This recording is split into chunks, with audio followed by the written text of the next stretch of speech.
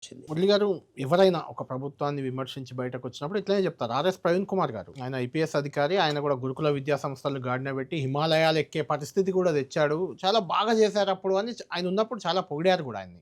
తర్వాత ఆయన బయటకెళ్ళి బీఎస్పీ రాష్ట్ర అధ్యక్షుడు అయ్యాక కేసీఆర్ను తిట్టారు. ఇప్పుడు మళ్ళీ బీఆర్ఎస్లో చేరిపోయి కేసీఆర్ బాగా చేశారు, ఈవెన్ విద్యారంగాన్ని కానీ అన్ని రంగాల్ని కేసీఆర్ వల్లే తెలంగాణ ఇంకా నిలబడి ఉంది అని ఆయన మాట్లాడుతున్నారు. అంటే ఒక ఐఏఎస్ ఐపీఎస్ స్థాయి అధికారులు కూడా ఒక దగ్గర ఉన్నప్పుడు ఒకలా, మారిన తర్వాత ఒకలా, దీన్ని ఎలా చూస్తారు మీరు? అసలు ఐఏఎస్ ఐపీఎస్లు ఎక్కడి నుంచి వచ్చిందండి వీళ్ళు? జనం నుంచే, జనమే మరి కదా, సేమ్ కామన్ సొసైటీ జనమే. కదా అంతే అబ్బా. అంతే. మరి సేమ్ సొసైటీ వస్తే సొసైటీని రిఫ్లెక్ట్ చేస్తారు వీళ్ళు కూడా.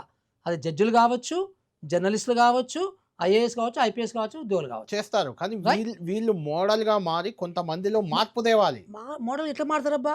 పుట్టి అంతేనా? పెరిగిన యొక్క అది ఉంటే ఇప్పుడు ఇండియాలో ఎట్లా ఉంటుందంటే నువ్వు ఎక్కడ పుట్టావు, ఎక్కడ పెరిగావు, ఎలాంటి ఎన్విరాన్మెంట్లో పెరిగావు అనే దాన్ని బట్టి నీ నడవడిక, నీ ఆలోచన విధానము, నీ చర్యలు ఉంటాయి. Very simple. మన ఇండియాలో ఉంటాయి ఇట్లా.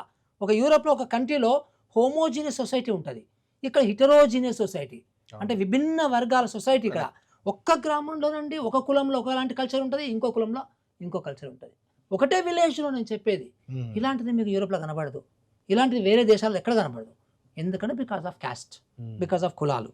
సో అందుకని ఇలాంటి దగ్గర నుంచి వచ్చిన ఐఏఎస్ కానీ ఐపీఎస్ కానీ ఇట్లాగే ఏడుస్తారు. ఇంతకన్నా గొప్పగా నువ్వు ఏమి ఎక్స్పెక్ట్ చేయొద్దు. అంతే. ఆ ఊరు ఏదో ఐఏఎస్ అనగానే వాళ్ళు ఏదో గొప్ప గ్రేట్ అట్లా ఉండదు. అంటే ఒకటి, మురళి గారు మీరైనా, ప్రవీణ్ కుమార్ గారు కానీ, వాటెవర్, జయప్రకాష్ నారాయణ గారు, ఈవెన్ జేడీ లక్ష్మీనారాయణ గారు, వీళ్ళంతా ఐఏఎస్ ఐపీఎస్లే కదా.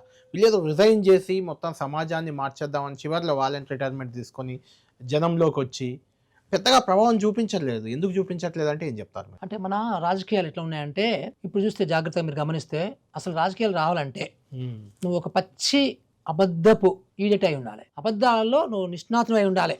రాజకీయ నాయకులు అంతా అంటే అంటారా? అందరూ, ఆల్మోస్ట్ అందరూ. అంతే. కానీ దీంట్లో ఈ మధ్య కాలంలో బీఆర్ఎస్ వాళ్ళు చాలా బాగా, అదే కొంచెం ఎక్కువ తక్కువ కొంచెం ఆ నలుగురు మాత్రం స్పెషల్ గా వాళ్ళకి ఒక ఆనరీ పిహెచ్డి ఇవ్వాలి ఇందులో మాత్రం. టు బి ఫ్రాంక్, మిగతా కాంగ్రెస్ లో ఉన్న వాళ్ళు కూడా అబద్ధాలు ఆడతారు అంటలేను. బీజేపీ కూడా ఇంకొక లెవెల్లో ఆడతారు అబద్ధాలు. వాళ్ళు మొత్తాన్ని 2000 సంవత్సరాలు కూడా మార్చేస్తారు.